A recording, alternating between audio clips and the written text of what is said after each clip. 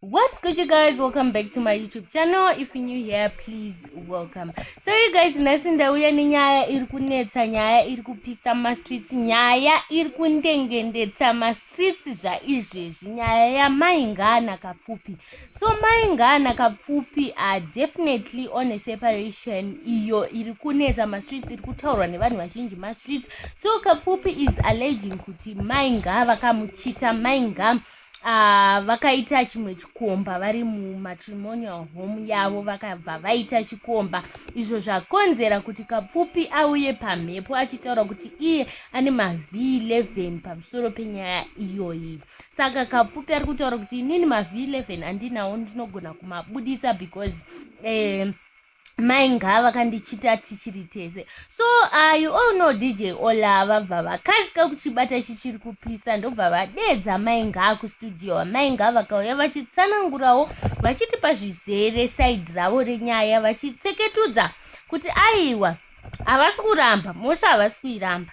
But then mainga vari kutsanangura ivo vachiti kapfupi maitire aiita vari mumereji yavakagara kwemakore akawanda ataurwa namainga, maitire ake aisamiririra ubaba, maitire ake airatidza kuti munhu asiri serious nemereji, munhu asiri serious nelife dzevana vavo. Mainga mentioned a lot of things zvinosanganisira izvo kudya china kwakapfupi kwaakamboita. Hanzi namainga akapfupi vakati vanetsana vari muargument, kapfupi ndobva ati ini ndinoda kuratidza kuti ndiri tsvina, kwakubva atora poti yemwana yanga ine tsvina, ndobva atora tsvina ndobva adya. Izvi zvashoka ruzhinji rwevanhu kuti shuwa munhu angadye tsvina.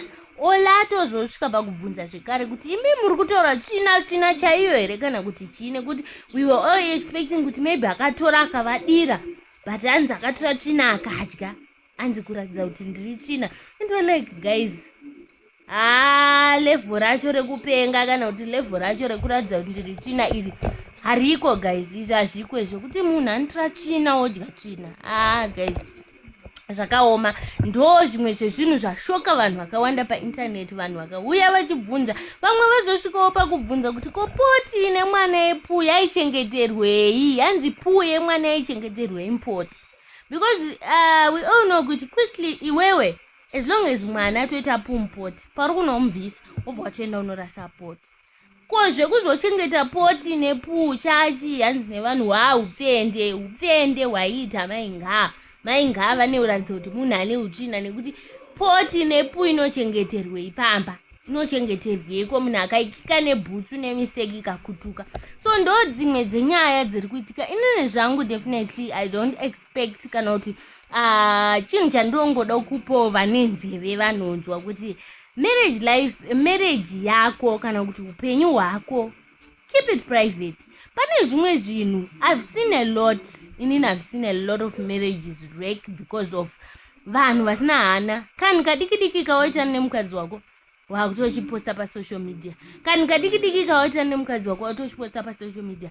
At the end of the day pamunozoti alright mazosova namazogadzirisana, iwewe ndiwe unoluka like a fool because watora mukadzi uya wanga uchiti ihure. Zvakamboitika I think kune this other boxer, zita rake ndakangana, anetsa nemukadzi wake aposta pasocial media aita seaudza vanhu, and then the next thing akuda mukadzi wake back.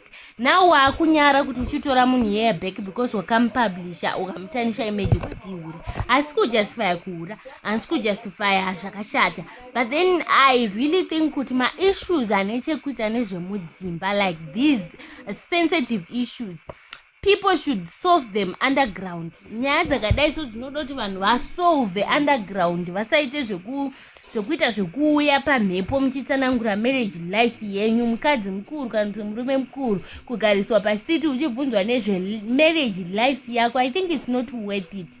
Pane zvimwe zvinhu zveupenyu zvinongoda kuti zvive private. Let people suspect kuti pane zviri kuitika, let people speak kuti pane zviri kuitika, but iwewe usina kunge waspila out. Zvafanire kuti maita kanyaya kadiki wanetsa nemukadzi wainonodza shamwari yako, manetsa nemukadzi wainonodza, and then the next thing iwe you don't come back again to say kuti aiwa tagadzirisana.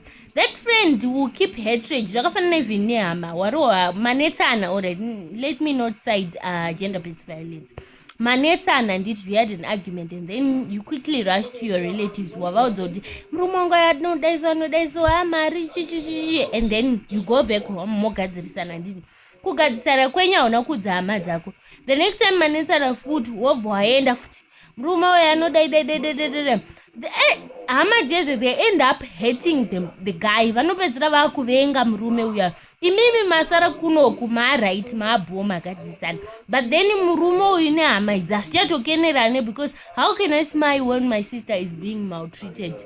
How can I smile to that person? Because inini pfungwa yandatona kana kuti aspect yandanayo musoro mangu ndeyekuti munhu uyu haaite. Saka at the end of the day nyaya yangu iri pakuti let's try and keep some other things private, zvisinei nechekuita nesocial media.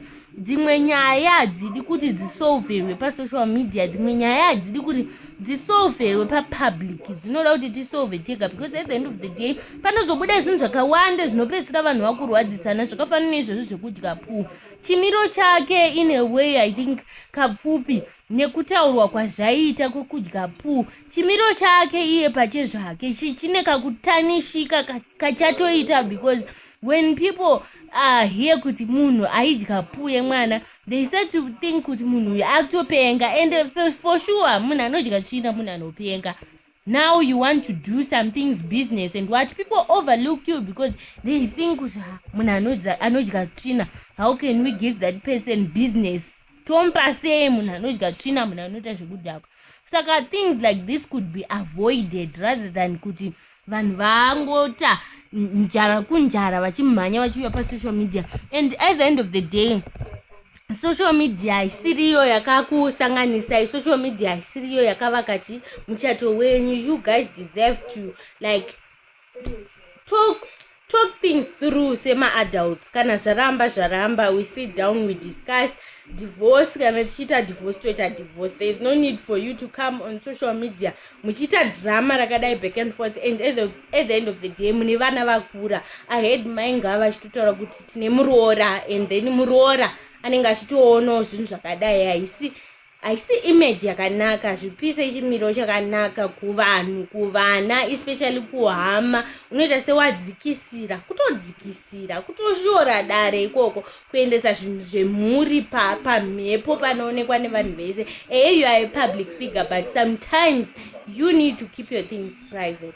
Thank you so much guys for watching. Make sure you like, make sure you comment, subscribe. Nemafungiro enyu pamusoro penyaya yakapfupi namainga iri kupisa mumastreets zvaizvezvi, nyaya yanesa mumastreets. Comment, like and subscribe. Thank you so much. Bye.